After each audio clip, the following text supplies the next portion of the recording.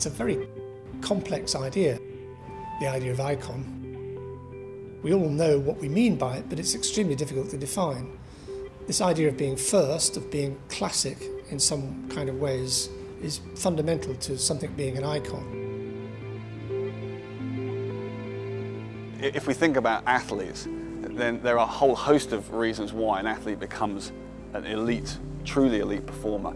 But genetic inheritance is probably one of the crucial factors of that. In other words, where they've come from. And that inheritability or that lineage is absolutely crucial. You don't just create an icon overnight. An icon develops over time. And certainly this vehicle is a design icon. And actually a lot of that is about maintaining elements from a design perspective, but evolving them. So it isn't just about automotive fashion. It's actually much more fundamental than that.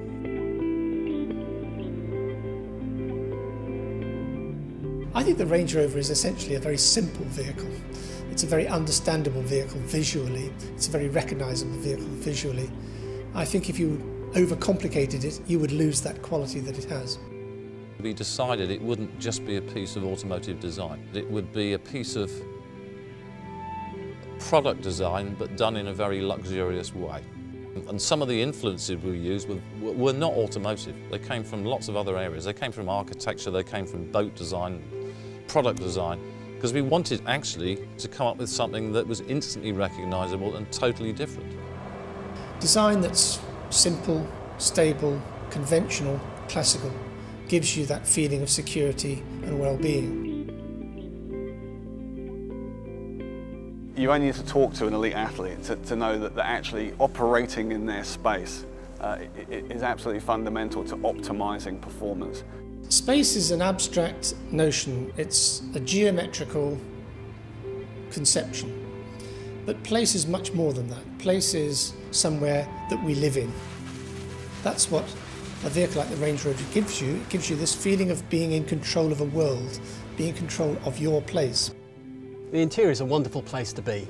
It's a particular feeling you get in Range Rover, and it derives largely from the architecture of the vehicle and the uncluttered, unstressed interface that we provide. That stems from the low fascia, the slim pillars, the low waistline and the open area interior.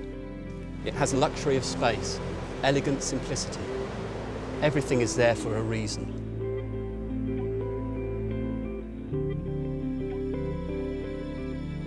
People's personalities just don't change. It's not something that happens behind a wheel. What is actually happening is that their emotions are changing. Well-being really is a function of both the environment and the person. So, in a sense, well-being is about trying to get yourself to a state where you feel most comfortable. It's all about driver confidence. The Range Rover provides an effortless and unstressed driving experience. When you sit in a Range Rover, it is like no other vehicle. You know you're not sitting in a car. You know you're sitting in something that's actually quite different. It's a vehicle that would enable you to assert yourself, would enable you to feel empowered. We always talk about the top as being the prestigious part of a building, the penthouse suite. We believe that very fundamental psychological idea that height gives you status. Command driving position isn't just about sitting up high in the vehicle, it's about having good vision all round the vehicle. The driver really feels in control of the car and has a good awareness of what's happening around the vehicle.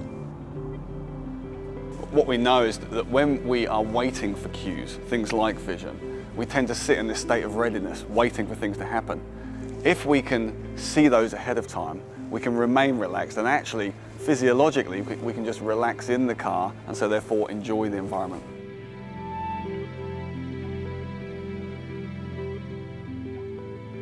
There are limits to human performance. The physiologic limits are certainly being reached, if not surpassed, in recent times. In order to continue the development of human performance, technology plays a crucial role in underpinning that movement. We wanted this vehicle to have world-class capability. That implies you need world-class technology to support that. How you blend these two together is really fundamental to what Range Rover is all about. And this is just as much about art as it is about science.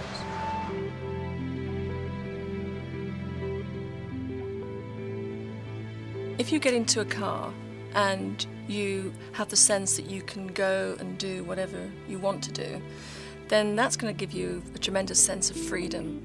It's at home in the Moab Desert, it's at home in Monaco. So it almost transcends normal automotive criteria.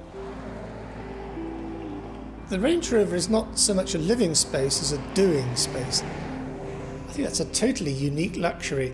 It's the ability to travel and yet be at home at the same time. There are certainly very nice parallels in sport with regard to this concept of jack of all trades and master of none. I think what we should do is actually turn that around and talk about an outstanding performer in all trades and a true master of one. And a good example of that would be the decathlon. What we see with the Range Rover is that it's truly outstanding in a whole gamut of areas, but importantly, it is the master of one, and that is the 4x4.